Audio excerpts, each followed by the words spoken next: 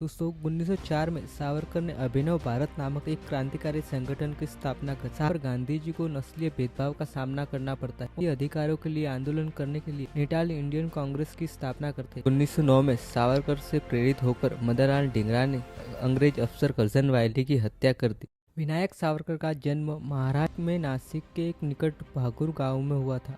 उनके पिता का नाम दामोदर पंत और माता का नाम राधाबाई सावरकर। दोस्तों विनायक ने शिवाजी हाई स्कूल नासिक से 1901 में मैट्रिक की परीक्षा पास की। विनायक बचपन से ही पढ़ाई में अच्छे थे और इस समय ही विनायक ने स्थानीय नवयुवकों को संगठित कर मित्र मेला का आयोजन किया और इन नवयुवकों में राष्ट्रीयता की भावना जगाई। 1902 में मैट्रिक की पढ़ाई पूरी करके सावरकर ने पुणे के फर्ग्यूसन कॉलेज में बीए करने गए। दोस्तों 1904 में सावरकर ने अभिनव भारत नामक एक क्रांतिकारी संगठन की स्थापना कर। साथ ही 1905 में बंगाल विभाजन के बाद पुणे में विदेशी वस्त्रों की होली भी जलाई थी और बाद में बाल गंगाधर तिलक के कहने पर सावरकर को 1906 में उन्हें श्यामजी कृष्ण वर्मा छात्रवृत्ति मिली और यहीं पर सावरकर के रुके नहीं। लंदन में पढ़ाई के दौरान सावरकर ने इंडिया हाउस में क्रांतिकारियों को संगठित करने का काम किया। दोस्तों अब हम बात करते हैं महात्मा गांधी की।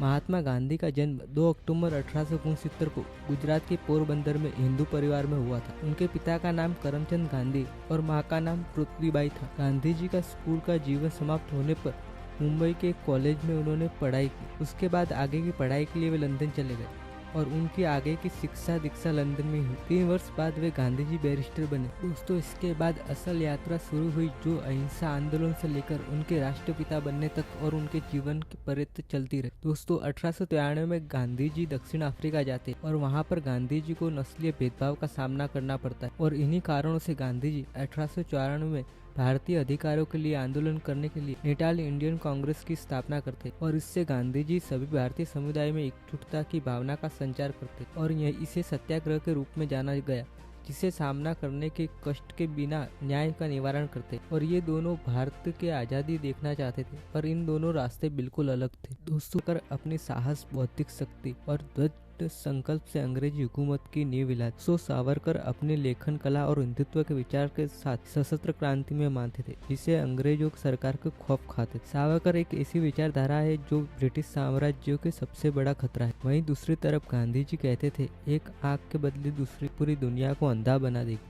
दूसरी तरफ अहिंसक आंदोलन के लिए प्रसिद्ध नेताओं में से गांधी जी एक थे। वहीं गांधी जी ने भारतीय धर्मों के व्याप्त अहिंसा के धार्मिक सिद्धांत जन आंदोलन के साधन में बदल दिया। गांधी जी ने इसका उपयोग नस्लीय भेदभाव और अस्पृश्यता जैसी सामाजिक बुराई से लड़ने के लिए किया। गांधी जी ने सत्याग्रह और इससे प्रतिद्वंदी को परिवर्तित करना था और समझाना था।